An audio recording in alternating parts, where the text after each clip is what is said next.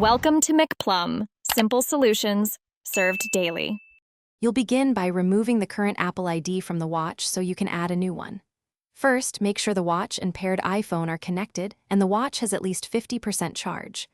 Open the watch app on your iPhone, tap My Watch, then General, then Reset. This starts the unlinking process. You'll be prompted for the current Apple ID password and possibly a two-factor code. Enter those when asked to continue. Once done, the watch will erase and prepare to pair again. After the watch resets, pair it to your iPhone as you did originally. Use the camera animation or enter the pairing code manually. During setup, select Restore from Backup only if you trust the backup's Apple ID data, otherwise choose Setup as New. When the iPhone asks, sign in with the new Apple ID, this transfers the account to the watch. Make sure to enable iCloud, Health, and Apple Pay if you want those features synced to the new account. These choices affect how data is shared. Finish by checking the watch app. Open My Watch and verify the Apple ID listed matches the new account.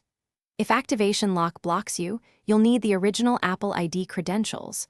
Removing Activation Lock requires that sign-in. If something goes wrong, restart both devices and try signing in again.